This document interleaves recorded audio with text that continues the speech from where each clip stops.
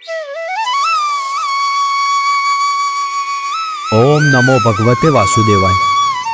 પ્રિય દર્શક મિત્રો, આપ સૌનું સ્વાગત છે અમારી આ ચેનલ સંપૂર્ણ જ્ઞાન ગુજરાતીમાં। આજે છે એક અત્યંત પવિત્ર દિવસ, પાપાંકુશા એકાદશી। શાસ્ત્રોમાં કહેવામાં આવ્યું છે કે આ એકાદશી વ્રતનું પાલન કરવાથી માનવીના બધા પાપો નષ્ટ થાય છે અને આત્માને પવિત્રતા પ્રાપ્ત થાય છે। ભગવાન વિષ્ણુના ચરણોમાં ભક્તિપૂર્વક કરેલું જપ, તપ અને શ્રવણ આ દિવસે હજારો ગણું ફળ આપે છે। આ એકાદશીનું નામ જ કહે છે પાપ આંકુશા, અર્થાત જે તમામ પાપો પર અંકુશ મૂકે છે। આ દિવસે કરવામાં આવેલું એકમાત્ર ઉપવાસ પણ જીવનને નિર્મળ બનાવે છે અને ભક્તને મોક્ષ તરફ આગળ ધપાવે છે। મિત્રો, આજે આ પવિત્ર દિવસે આપણે સાંભળવા જઈ રહ્યા છીએ ભગવદ્ ગીતા અધ્યાય 14, 3 ગુણોનો યોગ। ભગવાન શ્રી કૃષ્ણ આ અધ્યાયમાં સમજાવે છે કે માનવીનું જીવન 3 ગુણોથી નિયંત્રિત થાય છે। સત્વગુણ, જે શાંતિ, જ્ઞાન અને પવિત્રતા આપે છે; રજસ ગુણ, જે ઈચ્છા, લાલસા અને અસંતોષ પેદા કરે છે; તમસ ગુણ, જે અજ્ઞાન, આળસ અને બ્રહ્મનું કારણ બને છે। આ ત્રણેય ગુણોના પ્રભાવથી જ માનવીનું સ્વભાવ બને છે, તેનો ચિત્ત રંગાય છે અને તેના કર્મોનું નિર્માણ થાય છે। શ્રી કૃષ્ણ અર્જુનને કહે છે કે આ 3 ગુણોથી ઉપર ઉઠીને ગુણાતીત બનીને જ સાચી ભક્તિ મળી શકે છે અને આ ગુણોને પાર કરાવવાનું એક જ સાધન છે ભગવાનની શુદ્ધ ભક્તિ। આથી મિત્રો, આજે જ્યારે આપણે આ અધ્યાય સાંભળીએ છીએ ત્યારે એ ફક્ત જ્ઞાન માટે નહીં, પરંતુ આપણા જીવનને શુદ્ધ ભક્તિ માટે છે। પાપાંકુશા એકાદશી આ પવિત્ર દિવસે આ અધ્યાયનું શ્રવણ કરવાથી આપણા પાપોનો નાશ થાય છે, મનમાં શાંતિ આવે છે અને આત્મા ભગવાન તરફ આગળ વધે છે। આવો તો મિત્રો, શ્રદ્ધા અને ભક્તિભાવ સાથે આજે સાંભળીએ ભગવદ્ ગીતા અધ્યાય 14, 3 ગુણોનો યોગ। પરંતુ અધ્યાય શરૂ કરતા પહેલા, જો તમે ચાહો છો કે ભગવાન શ્રી કૃષ્ણના આશીર્વાદ અને આ એકાદશી વ્રતનું સંપૂર્ણ ફળ અથવા આ ગીતા પાઠનું સંપૂર્ણ ફળ તમને પ્રાપ્ત થાય, તો આ વિડીયોને એક લાઈક કરી કોમેન્ટમાં જય શ્રી કૃષ્ણ અવશ્ય લખી લેજો, જેથી ભગવાન શ્રી કૃષ્ણના આશીર્વાદ, એમની કૃપા હંમેશા તમારા ઘર ઉપર, તમારા સંતાનો, તમારા પરિવાર ઉપર બની રહે। તેથી આ વિડીયોને એક લાઈક કરી કોમેન્ટમાં જય શ્રી કૃષ્ણ અવશ્ય લખી લેજો। તો ચાલો ભગવદ્ ગીતાના 14મા અધ્યાયનું આજે શ્રવણ કરીએ। અગાઉના અધ્યાયમાં આત્મા અને શરીર વચ્ચેનો ફરક સમજાવવામાં આવ્યો હતો। આ અધ્યાયમાં ભગવાન માયાની શક્તિ સમજાવે છે। માયા શરીર અને તેની રચના કરે છે અને મન તથા વિષય પણ એમાંથી ઉત્પન્ન થાય છે। શ્રી કૃષ્ણ કહે છે કે માયા 3 ગુણોથી બનેલી છે: સત્વ, રજસ અને તમસ। શરીર, મન અને બુદ્ધિમાં આ 3 ગુણો રહેલા છે। આ ગુણો આપણા સ્વભાવ અને જીવનની દિશા નક્કી કરે છે। સત્વ ગુણથી શાંતિ, શુદ્ધતા અને સદાચાર આવે છે। રજસ ગુણથી ઈચ્છાઓ, લાલસા અને અતૃપ્ત અભિલાષાઓ ઉત્પન્ન થાય છે। તમસ ગુણથી અજ્ઞાન, આળસ, મદ અને નિદ્રા આવે છે। જ્યાં સુધી આત્માને પરમ જ્ઞાન નથી મળતું ત્યાં સુધી તેને આ ગુણો સાથે ચાલવું પડે છે, પરંતુ મુક્તિ તો આ ગુણોથી ઉપર ઉઠવાથી મળે છે। શ્રી કૃષ્ણ કહે છે કે આ બંધાણ તોડવાનું સૌથી સરળ સાધન ભક્તિ છે, કારણ કે ભગવાન આ 3 ગુણોથી પરે છે। જો આપણે તેમને પ્રેમથી ભજીએ તો આપણું મન પણ એ દિવ્ય અવસ્થામાં પહોંચી શકે છે। અર્જુન પછી ભગવાનને પૂછે છે કે જે મનુષ્ય આ 3 ગુણોથી ઉપર ગયો હોય તેના લક્ષણો શું હોય? ત્યારબાદ ભગવાન તેને સમજાવે છે કે એવા મુક્ત આત્મા હંમેશા સમતોલ રહે છે।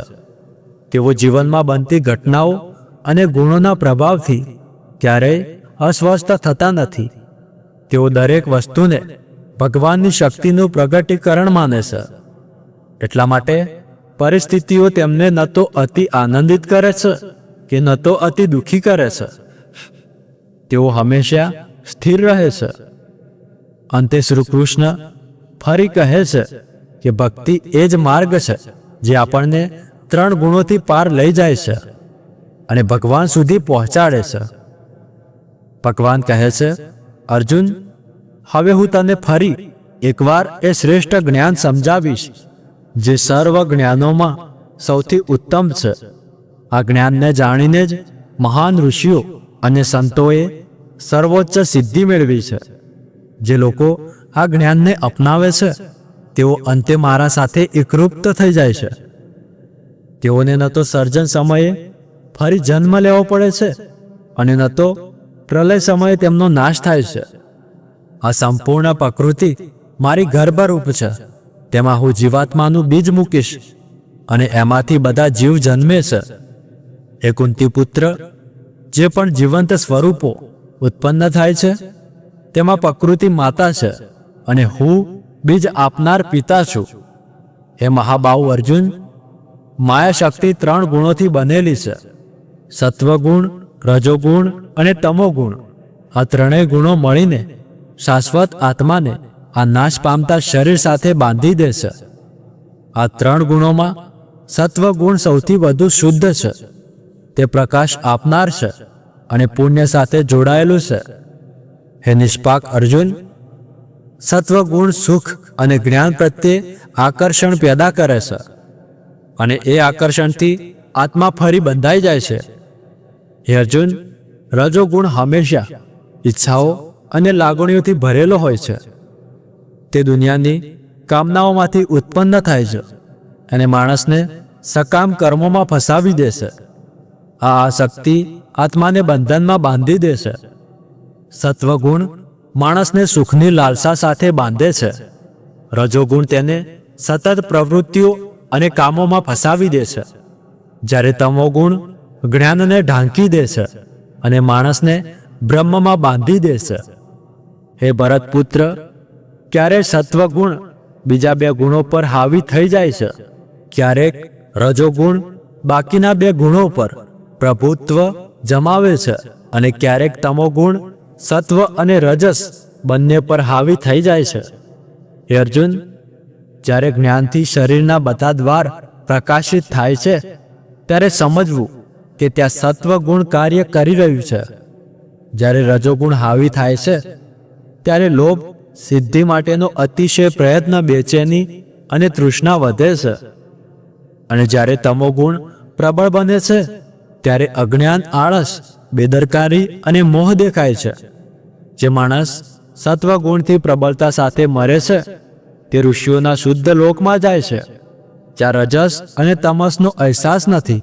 જે માણસ રજોગુણથી ભરેલો મરે છે તે ફરી સકામ કર્મ કરનારા લોકોમાં જન્મે છે.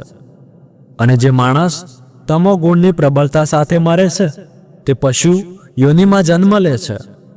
કહેવામાં આવ્યું છે કે જ્યારે સત્વગુણના પ્રભાવ હેઠળ કર્મ થાય છે ત્યારે એ પુણ્ય ફળ આપે છે. રજોગુણના પ્રભાવમાં કરેલા કર્મો અંતે દુઃખ આપે છે અને તમોગુણ સાથે કરેલા કર્મો અજ્ઞાન અને અંધકારમાં લઈ જાય છે. સત્વગુણથી જ્ઞાન પેદા થાય છે, રજોગુણથી લોભ અને તૃષ્ણા જન્મે છે અને તમોગુણથી બેદરકારી, મોહ અને અજ્ઞાન ઉત્પન્ન થાય છે. સત્વગુણવાળા લોકો ઉપરના લોકમાં જાય છે, રજોગુણવાળા મધ્યમાં જ રહે છે અને તમોગુણવાળા લોકોનું અધઃપતન થાય છે. પરંતુ જ્યાં 3 ગુણોથી ઉપર ઉઠે છે તે મને પ્રાપ્ત કરે છે. જ્યારે જ્ઞાની માણસો સમજે છે કે બધા કાર્યો પ્રકૃતિના 3 ગુણોથી જ થાય છે અને સાચો કરતા બીજો કોઈ નથી, અને જ્યારે તેઓ મને આ ગુણોથી પરે માને છે ત્યારે તેઓ મારા દિવ્ય સ્વરૂપને પ્રાપ્ત કરે છે. જ્યારે માણસ શરીર સાથે જોડાયેલી માયાના 3 ગુણોથી ઉપર ઉઠે છે ત્યારે તે જન્મ, મરણ, વૃદ્ધાવસ્થા અને દુઃખોથી મુક્ત થઈ જાય છે. અને શાશ્વત અવસ્થાને પ્રાપ્ત કરે છે. આ સાંભળી અર્જુન બોલ્યો કે હે પ્રભુ, જે લોકો આ 3 ગુણોથી ઉપર ઉઠે છે તેમના લક્ષણો શું હોય છે, તેમનું વર્તન કેવું હોય છે અને તે આ ગુણોના બંધનમાંથી કેવી રીતે છૂટે છે? અર્જુનની આવી વાત સાંભળી ભગવાન બોલ્યા કે અર્જુન, જે મનુષ્ય 3 ગુણોથી ઉપર હોય છે તેઓ ન તો સત્વથી આવતા પ્રકાશને લઈને અતિ આનંદિત થાય છે કે ન તો રજસથી થતા કાર્યને લઈને બંધાઈ જાય છે અને ન તો તમસથી આવતા મોહથી ઘૃણા કરે છે. તેઓ 3 ગુણોમાં સમતોલ રહે છે. તેમના આવવાથી કે જવાથી પ્રભાવિત થતા નથી. તેઓ જાણે છે કે ખરેખર ગુણો જ કાર્ય કરે છે, એટલે પોતે અડગ રહીને શાંતિથી સ્વરમાં સ્થિત રહે છે.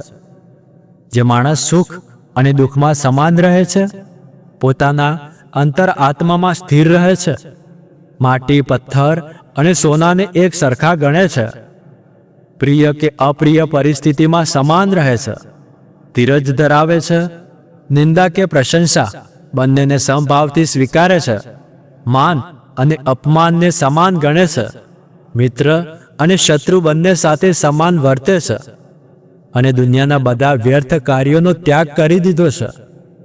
એવા માણસ 3 ગુણોથી ઉપર ગણાય છે. જે ભક્ત મારી નિષ્કપટ ભક્તિથી સેવા કરે છે તે માયાના 3 ગુણોથી ઉપર ઉઠી જાય છે અને બ્રહ્મ જેવી ઊંચી અવસ્થાને પ્રાપ્ત કરે છે. હું નિરાકાર બ્રહ્મનો આધાર છું. હું શાશ્વત અને અવિનાશી સનાતન ધર્મનો આધાર છું અને અનંત દિવ્ય આનંદનો સ્ત્રોત છું. તો પ્રિય દર્શક મિત્રો, આ રીતે પૂર્ણ થાય છે ભગવદ્ ગીતાનો અધ્યાય 14, ત્રિગુણ વિભાગ યોગ.